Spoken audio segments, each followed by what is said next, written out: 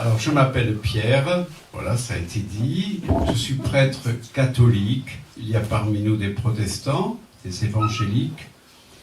Et je crois que déjà, un signe d'espérance, c'est que nous sommes ensemble.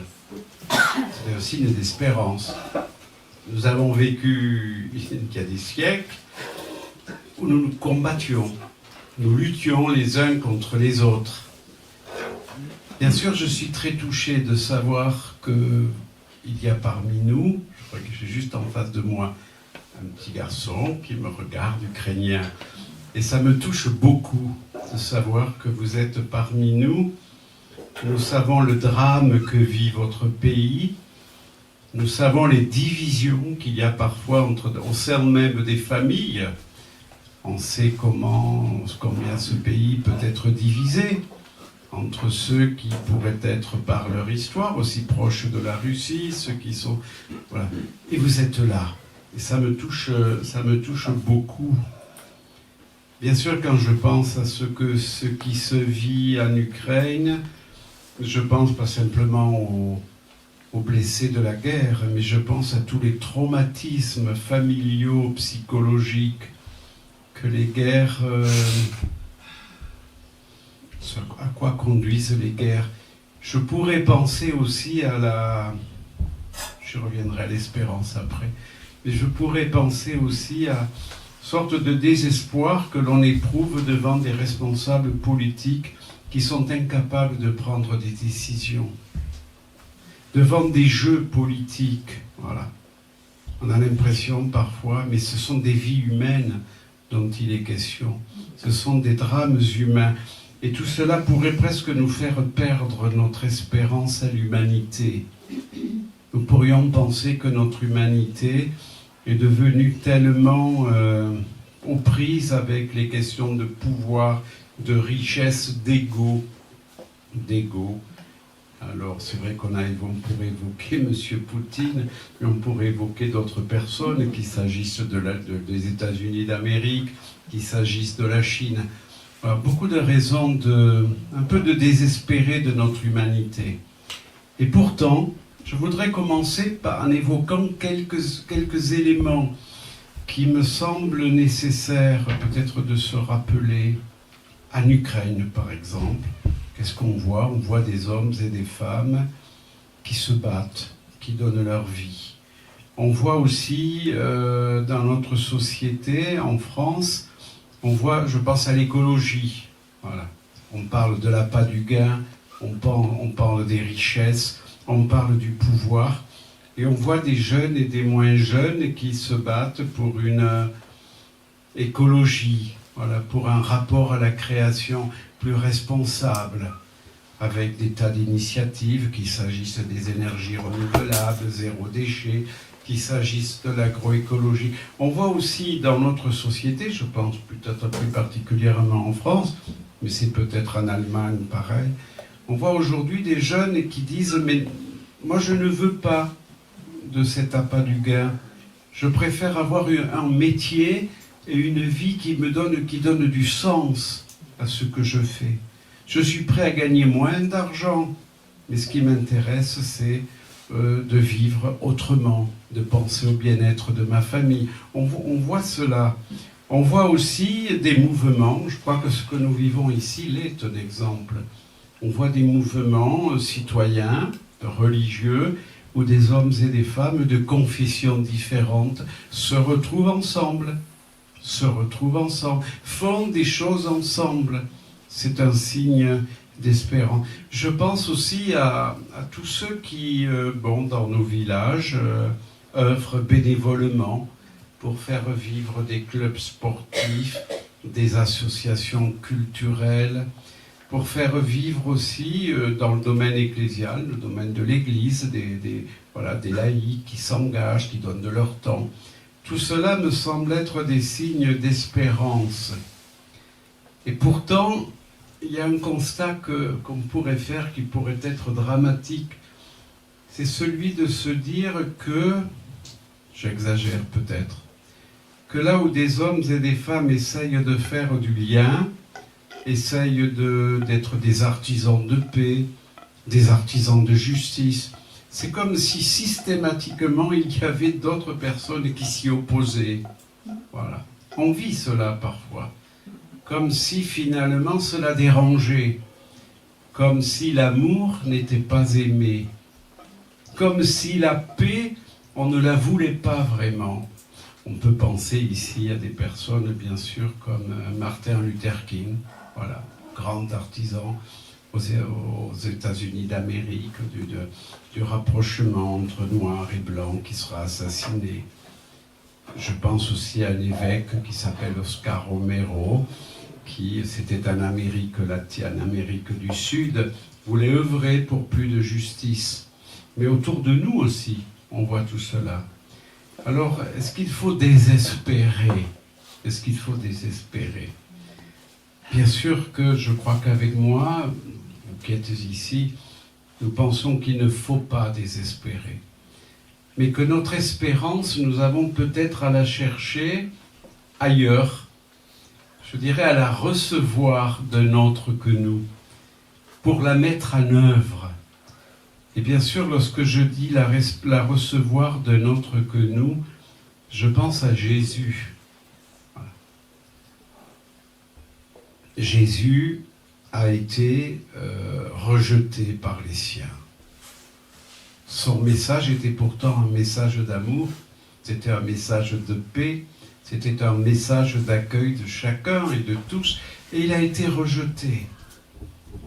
Et pourtant, nous le savons, sur la croix, il a imploré son Père pour que son Père pardonne ceux qui le crucifiaient.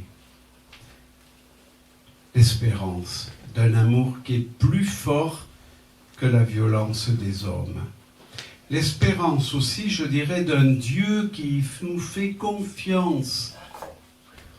Parfois, on pourrait perdre confiance en soi-même, on pourrait presque désespérer de soi-même. Vous connaissez peut-être cette phrase de Paul qui dit « Le bien que je voudrais faire, je ne le fais pas, et le mal que je ne voudrais pas faire, je le fais. » Mais bien avant Paul, il y avait un prophète qui s'appelle Jérémie et qui avait fait ce constat. Il disait « Le cœur de l'homme est compliqué. » Le cœur de l'homme est compliqué. Alors on traduit parfois « Le cœur de l'homme est tortueux, le cœur de l'homme. » Et pourtant, ce qui, moi, me touche dans l'exemple de Jésus, c'est que Jésus n'hésite pas à mettre sa confiance. Il n'hésite pas à donner sa confiance. Il donne sa confiance à Judas, qui le trahira, à Pierre, qui le reniera. Et pourtant, bien que Pierre l'ait renié, vous savez comment cela se passe à la fin de l'Évangile, lorsque Jésus ressuscité apparaît aux disciples, eh bien, il va interroger Pierre. Pierre m'aimes-tu par 3 fois. Et Jésus va redonner sa confiance à Pierre. Et il va lui dire, voilà, paie mes brebis. Il va lui confier son Église à celui qu'il a renié, celui qu'il a abandonné. Donc il me semble que lorsque nous parlons d'espérance, la première chose pour moi, me semble-t-il, c'est de se dire que cette espérance, nous la recevons d'un Dieu qui est amour.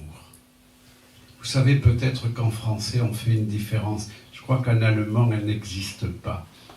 Entre espoir et espérance. En français, on fait une différence entre l'espoir et l'espérance. Alors, c'est le même verbe, espérer. Mais quand on dit l'espoir, on pense plutôt à un espoir humain. Voilà, en l'espoir, alors on va dire, on espère bien sûr qu'il y aura la paix. On espère que... On dit aussi parfois d'un malade, on n'a plus d'espoir. On n'a plus d'espoir. Mais ce n'est pas parce qu'on n'a plus d'espoir en sa guérison qu'on n'espère pas que Dieu l'accueillera. Qu'on n'espère pas que Dieu l'aimera, qu'il le prendra avec lui. Cette différence entre l'espoir et l'espérance, elle est pour moi assez importante parce que finalement, on voit bien que l'espoir relève d'un désir humain. L'espérance, elle relève davantage d'un acte de foi. Je mets ma foi en Dieu. Je mets ma foi en un Dieu que je reconnais comme étant amour. Je mets ma foi en un Dieu dont je sais qu'il ne m'abandonnera jamais. Je mets ma foi aussi en un Dieu dont j'espère qu'il touchera le cœur de ceux qui se battent, de ceux qui font la guerre. Et là, il y a un passage très beau, il sera lu dans un petit moment, mais c'est un passage de la lettre de Saint Paul aux chrétiens de Rome. Que dire de plus? Si Dieu est pour nous, qui sera contre nous? Lui qui n'a pas épargné son propre Fils, mais l'a livré pour nous tous. Comment, avec son Fils, ne nous donnerait-il pas tout? Vous le savez, la grande expérience de Paul, ça va être celle d'un persécuteur, quelqu'un qui persécutait l'Église de Dieu. Il faut faire attention, il ne persécutait pas comme parfois on a connu d'autres persécutions sanglantes entre catholiques et protestants. Non, il dénonçait dans les synagogues ceux qui avaient reconnu en Jésus le Christ. C'était plutôt cela. Et Paul va faire cette expérience de ce Dieu amour qui, alors qu'il était persécuteur, va l'appeler à devenir son apôtre. Va lui faire confiance. Je te fais confiance. Je connais ton passé. Et je t'appelle à me suivre. Je t'appelle à être mon apôtre auprès des païens. Alors, pour simplifier, auprès de celles et ceux pour lesquels jusqu'alors tu n'éprouvais que du mépris, toi qui te considérais comme un juif impeccable. Confiance que Dieu fait à Paul, comme il l'a fait à Pierre, comme il l'a fait aux autres apôtres, et comme il l'a fait à nous. Et donc on comprend que Paul va relire la mort de Jésus, et il va dire, mais si par amour pour l'humanité, Dieu a accepté que son Fils soit livré, que son Fils meure, alors rien ne peut nous séparer de cet amour. Et ça, je crois que c'est notre grande espérance. Ce n'est pas simplement un espoir, c'est une espérance. Que dire de plus? Si Dieu est pour nous, qui sera contre nous? Lui qui n'a pas épargné son propre Fils, l'a livré pour nous, comment avec son Fils ne nous donnerait-il pas tout? Avec son Fils, Dieu nous a donné tout. Il nous a révélé la profondeur de son amour. Et Paul peut continuer ensuite en disant, qui nous séparera de l'amour du Christ? Qui nous séparera de l'amour du Christ? La détresse, l'angoisse, la persécution, la faim, le dénuement, le danger, le glaive. Oui, j'en ai l'assurance, ni la mort, ni la vie, ni les anges, ni les autorités, ni le présent, ni l'avenir, ni les puissances. Rien ne pourra nous séparer de l'amour de Dieu, manifesté en Jésus-Christ notre Seigneur. Je crois que notre grande espérance, elle est là. Nous recevons de Dieu, manifesté pleinement, révélé en Jésus, nous recevons cette espérance que rien ne peut nous séparer de l'amour de Dieu. Parfois, on peut dans sa vie, je le disais il y a un instant, on peut parfois dans sa vie se trouver aux prises avec une perte de confiance en nous-mêmes, une perte de confiance dans les autres, une perte de confiance en la vie. Et Paul nous dit non, rien ne peut nous séparer de l'amour du Christ, de l'amour de Dieu manifesté en Jésus-Christ. C'est pour ça que j'aime bien cette encre. Alors je ne sais pas en ukrainien comment ça se dit, une encre. Voilà. Mais est-ce que vous savez, elle pèse, je peux vous dire qu'elle pèse. Est-ce que vous savez que l'encre a été un des premiers symboles des chrétiens? Vous le saviez? Oui. Voilà, vous le saviez. Ça a été un des premiers symboles, attention, je vais essayer de ne rien casser, ça a été un des premiers symboles avant la croix. La croix est venue bien après. Pourquoi? Parce que l'encre, elle est ce qui nous permet au milieu de la tempête, lorsque les eaux sont agitées, elle permet au bateau de ne pas sombrer. L'encre. Notre espérance, c'est un peu comme cette encre qui nous permet, je pense à vous, je l'ai dit un instant, vous Ukrainiens qui vivez loin de chez vous, loin de vos familles, je pense que cette encre, justement, elle est le symbole de l'espérance que nous mettons en Jésus, qui nous permet de tenir bon. Nous savons que nous pouvons mettre notre confiance en lui. Mais il y a davantage que cela. Nous savons que nous pouvons mettre notre confiance en Jésus, mais il y a un deuxième point que je voudrais évoquer. Nous savons qu'il agit, il est à l'œuvre. Nous savons que notre Dieu qui est amour, il est à l'œuvre dans notre humanité. On pourrait parfois considérer que, je le disais il y a un instant, qu'il n'y a pas d'espérance, qu'il n'y a plus d'espoir plutôt. Mais il y a une espérance, c'est que Dieu est à l'œuvre. Chaque fois qu'un homme, une femme, un enfant, quelqu'un, voilà, s'efforce de dépasser le sentiment peut-être qu'il pourrait éprouver de haine, de violence. Chaque fois qu'on fait un pas vis-à-vis vers un autre, chaque fois que l'on essaye de mettre de l'amour, chaque fois que l'on essaye de créer du lien, comme cela se vit ici, chaque fois que l'on essaye de créer de la solidarité, chaque fois que l'on dépasse, voilà, peut-être la peur de l'autre. Souvent on a peur de l'autre. On a peur de celui qui est différent de nous. Qu'il s'agisse d'origine sociale ou culturelle, peut-être qu'il s'agisse aussi de maladies parfois, qu'il s'agisse de milieux sociaux.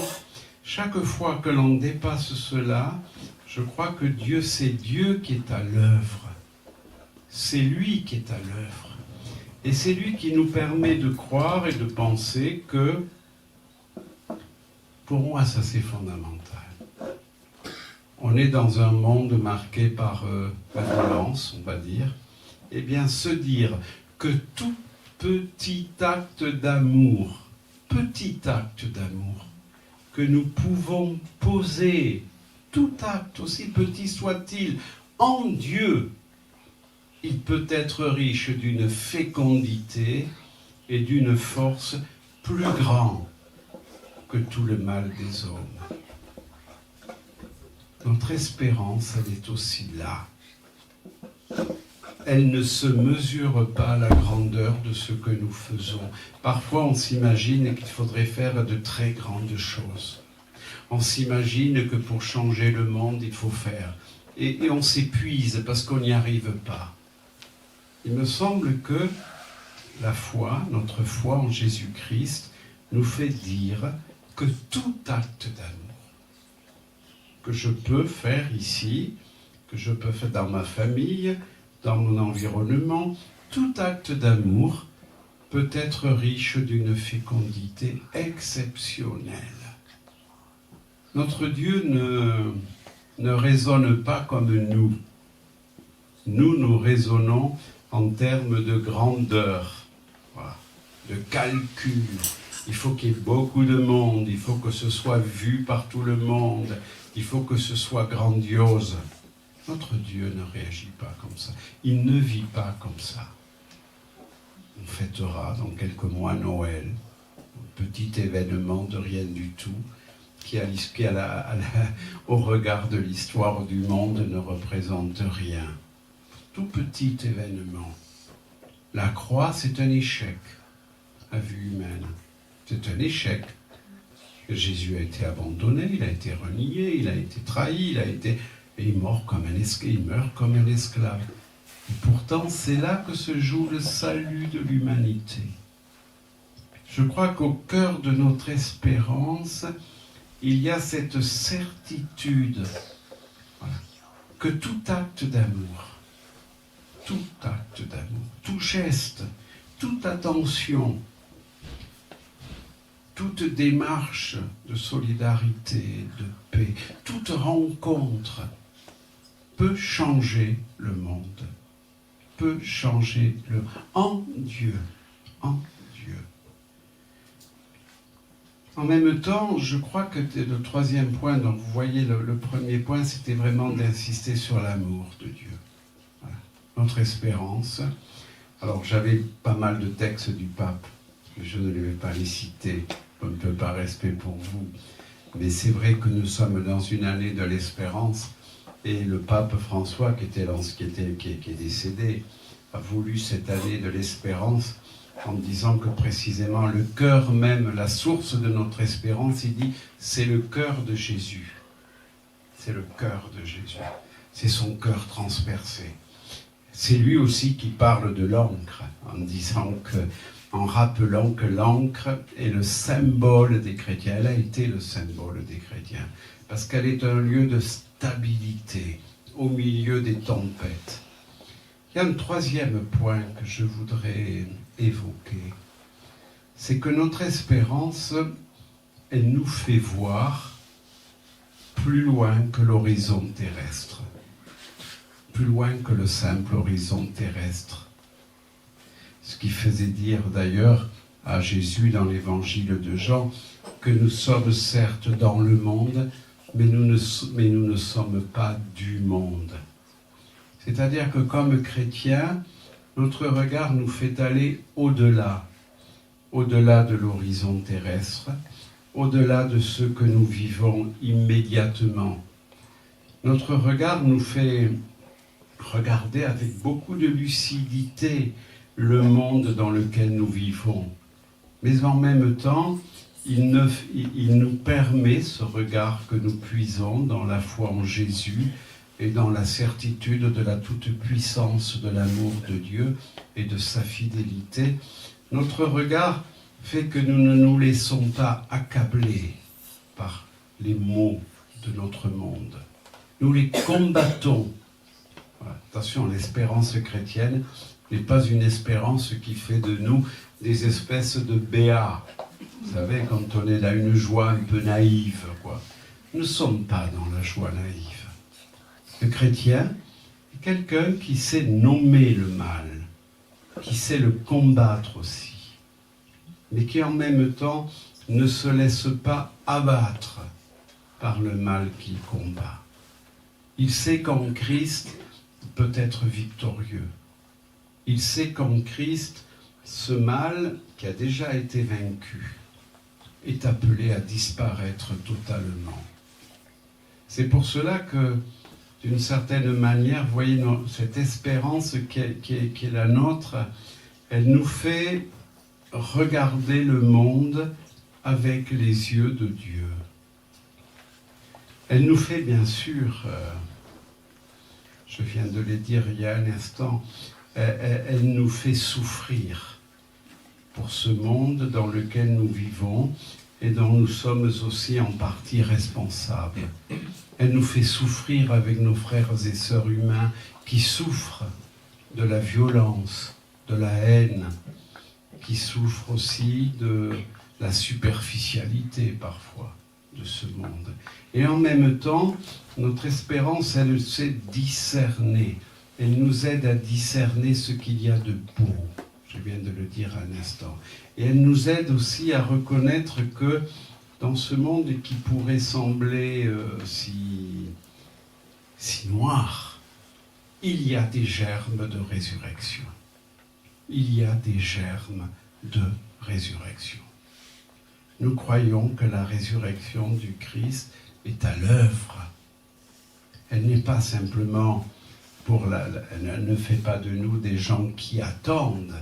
Elle fait de nous des gens qui, en même temps qu'ils s'efforcent de la vivre, reconnaissent combien la résurrection du Christ est à l'œuvre dans notre monde.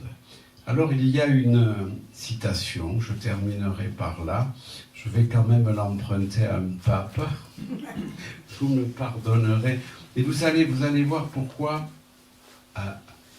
Deux citations, je tombe sur une, voilà.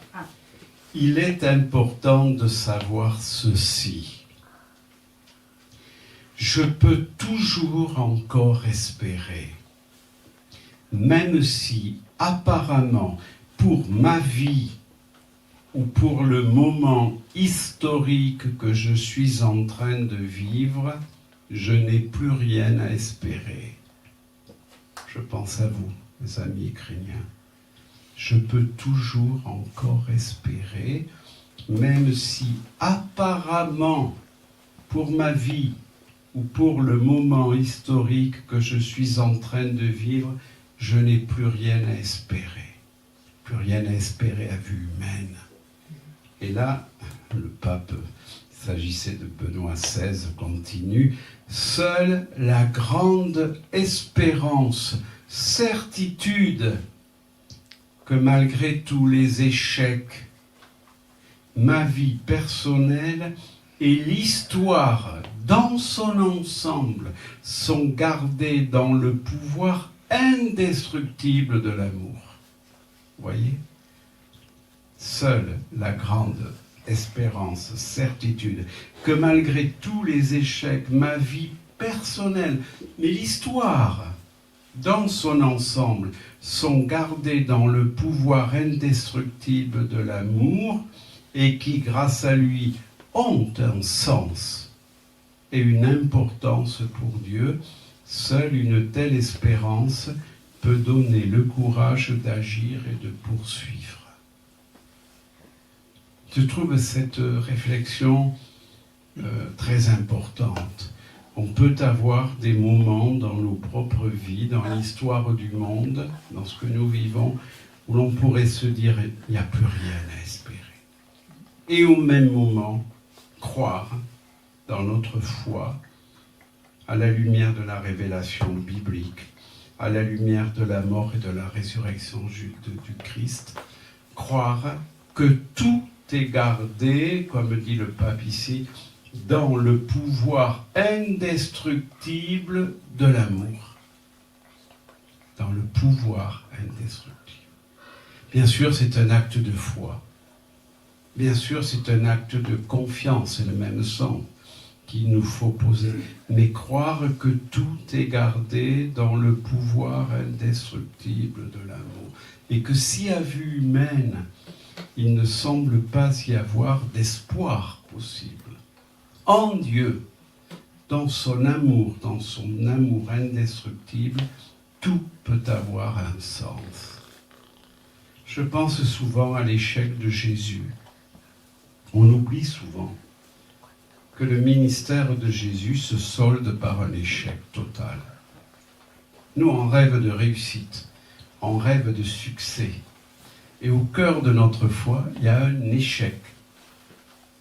Jésus a échoué humainement. Aux yeux des hommes, c'est un échec. Mais en Dieu, ce n'est pas un échec. En Dieu, c'est la puissance de l'amour. Plus fort que le mal des hommes. Plus fort que la violence des hommes.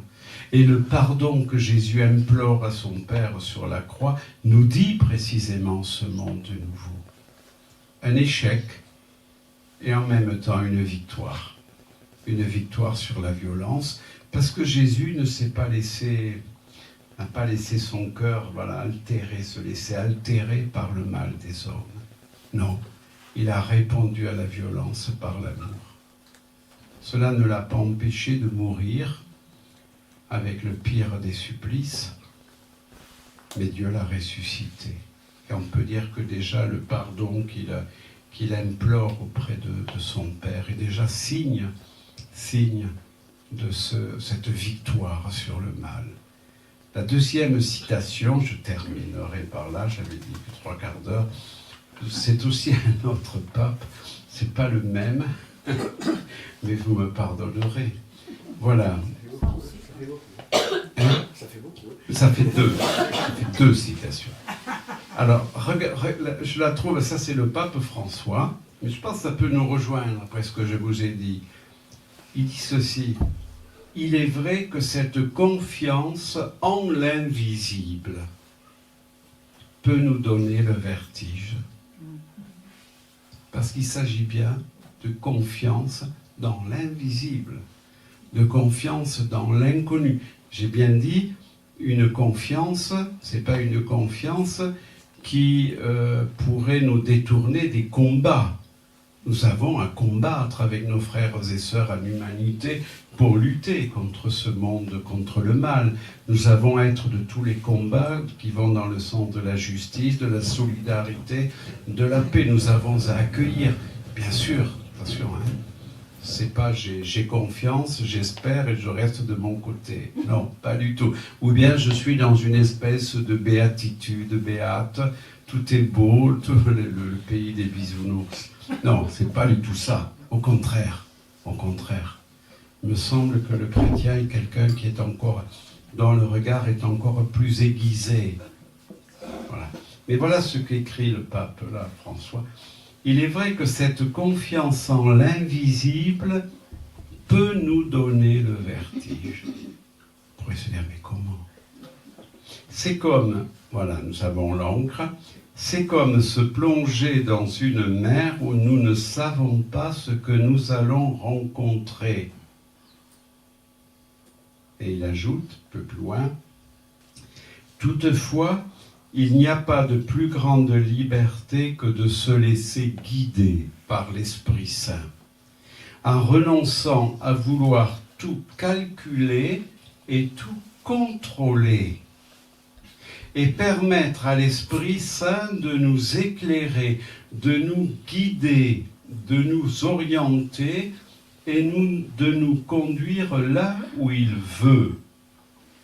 Il sait bien ce dont nous avons besoin à chaque époque, à chaque instant. Voilà.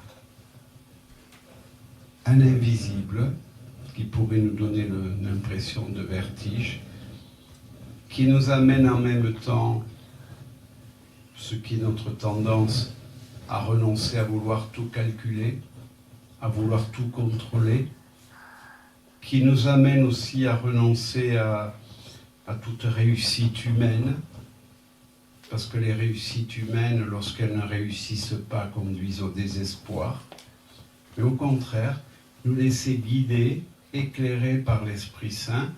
Et le Saint-Père ajoute, en parlant de l'Esprit Saint, il sait bien ce dont nous avons besoin. À chaque époque, à chaque instant, on appelle cela être mystérieusement fécond. Je crois que c'est notre espérance.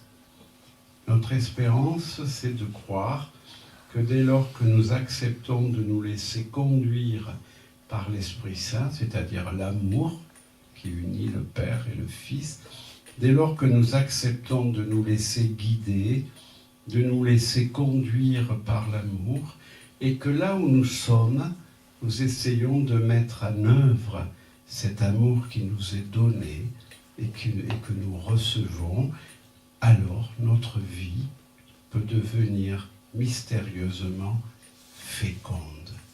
Et alors, nous pouvons ensemble être les artisans d'un monde nouveau. Merci.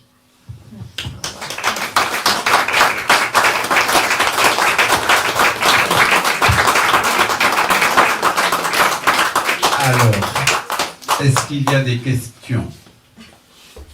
Même en ukrainien. Que quelqu'un saura traduire. Je sais que toi, entre parenthèses, je n'ai pas voulu le dire, mais quand j'ai vu les tableaux avant, j'étais très impressionné. Très impressionné. Et surtout quand vous avez voulu donner des noms à ces tableaux. La flamme. l'espérance comme une flamme. Vous voyez ce que ça veut dire, une flamme. Je crois que c'est celui. Il est là. La petite flamme. Voilà, c'est celui qui est à ma gauche. L'une d'entre vous a dit, moi, l'espérance, je la vois comme une flamme. Une autre a dit, je la vois comme une source. Alors, je ne sais pas où est la source. Quelqu'un d'autre... Là-bas. Ah, au fond. Quelqu'un d'autre a dit, je la vois comme un salut. Voilà, je vais m'arrêter là. Et vous voyez ces noms, flamme. Moi, j'ai trouvé que, voilà, une flamme, une espérance, une source, un salut. Bon, les questions, s'il y en a, on a un petit quart d'heure. Des questions. Est-ce que tu as une question? Non. Peut-être quand même. Non, t'es sûr?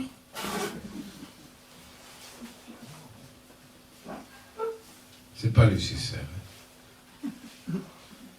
Ou une réaction. Ou peut-être un exemple, d'ailleurs, que vous pourriez donner de quelque chose que vous avez vécu.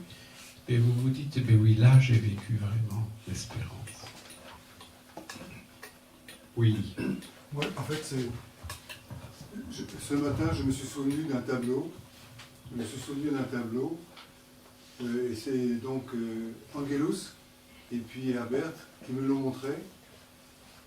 C'est un dessin d'un prisonnier d'un camp de concentration. Et on voit un être humain complètement comme ça. Tu te souviens de ce dessin? Il est comme ça. Et puis, il se redresse comme un dessin, vous voyez, comme un dessin animé. La silhouette se redresse et se torturer, en fait, il termine comme ça. Ben oui. Et pour moi, en fait, ce passage de l'homme déchu, de l'homme courbé sous la souffrance, qui se déploie pour être comme ça, c'est pour moi un exemple d'espérance. Parce qu'on imagine que ce prisonnier torturé dans un camp de concentration, il a éprouvé le besoin d'exprimer quelque chose de très fort dans sa cellule. Ouais. Et on peut penser que là, il passe d'un repliement sur soi à une offrande derrière ce geste, d'un abattement, une sorte d'abandon, oui, pourquoi pas, d'offrande aussi. Ouais. Autre exemple, oui, Pierre. Est-ce que l'espérance est le privilège des croyants? Alors, est-ce que l'espérance est le privilège des croyants? Si je considère que, de fait, l'espérance nous conduit au-delà de l'espoir, si je considère que l'espoir relève plutôt d'une attitude humaine et que l'espérance relève d'une vertu théologale, pour utiliser le langage, ben oui, il est évident. Vous savez que c'est Paul qui va être le premier à utiliser cela, et c'est très beau, c'est dans sa première lettre, qui est la lettre aux Thessaloniciens, une lettre qu'il écrit vers 50 ou 51, c'est là que pour la première fois, Paul va utiliser la foi, l'espérance et la charité. Voilà, nous rendons continuellement grâce à Dieu pour vous tous, quand nous faisons mention de vous dans nos prières, sans cesse nous gardons le souvenir, c'est important, de votre foi active. Il ajoute de votre charité, de votre amour, qui se met en peine, et de votre persévérante espérance. Et il ajoute qui nous viennent de notre Seigneur Jésus-Christ. Votre foi active, votre amour, et il fait le lien entre les trois. Une foi active, on pourrait penser une foi active dès lors qu'elle se concrétise dans des actes d'amour, dans des actes de charité. Et il ajoute votre persévérante espérance, et il dit qui nous viennent de notre Seigneur. C'est vrai que, bon, moi je ne le sais pas, ce serait une prétention de ma part que de dire que l'espérance est le propre des chrétiens. Je peux penser que d'autres espèrent, puisque c'est le même verbe, mais pour nous, lorsque nous employons ce mot et qu'on parle de vertu théologale, on dit bien que la foi, la charité et l'espérance se situent dans une relation à Dieu. Voilà. Elles se situent dans notre relation à Dieu. Voilà, bon, ça souffle. Voilà, écoutez, on peut s'arrêter. Oui, pardon, il y avait une question, voilà. Une question, mais pour compléter, moi, c'est une sensation, c'est la joie qui m'a montré que malgré tout le désespoir, la joie est venue en priant l'Esprit Saint. Et depuis, j'étais joyeuse dans la maladie. Et enfin, l'espérance, qui est mystérieuse complètement, Oui. mais au moins, elle était joyeuse malgré tout, une continuation. La joie. Et c'était la rencontre avec les Oui, la joie quand Paul, je reviens toujours à Paul, comme Paul dans la lettre aux Galates énumère ce que sont les fruits de l'Esprit Saint, il évoque l'amour, mais il évoque la joie, cette joie profonde que vous avez éprouvée, peut-être dans un contexte plus difficile. Voilà, bien sûr, la joie, qui n'est pas une voilà, je reviens toujours à mon histoire, pour éprouver ce que vous venez de dire, pour éprouver ce que peut être l'espérance, il faut parfois avoir vécu des moments de désespérance. Il faut parfois avoir vécu des moments de désespoir. Il faut pouvoir avoir vécu parfois des moments d'abandon. Voilà, comme prêtre, j'ai eu à accompagner des personnes qui vivaient cela. Bon, je l'ai moi-même vécu à l'occasion d'une maladie, grave maladie que j'ai eue, mais de fait, c'est étonnamment lorsque l'on est dans ces situations où à vue humaine il n'y aurait plus rien à espérer, que voilà, en nous surgit une autre raison d'espérer, une joie, un amour. Voilà, est-ce que on arrête là? On arrête là. Merci. Merci à vous les enfants. Vous avez été si gentils.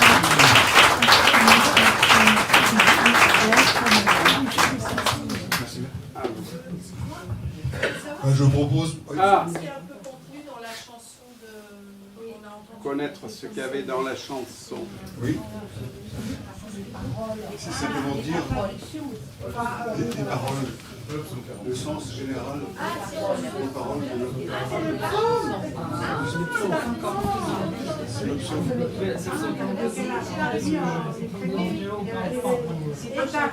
C'est un psaume.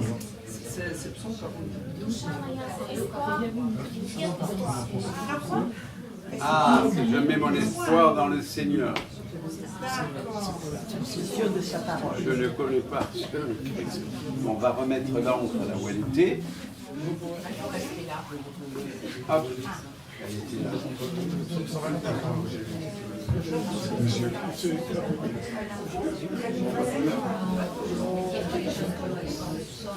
C'est le psaume 42 ou 43. C'est le psaume 42 ou 43. Peut-être aller voir, parce que c'est... Alors, ça va, attendez, je regarde.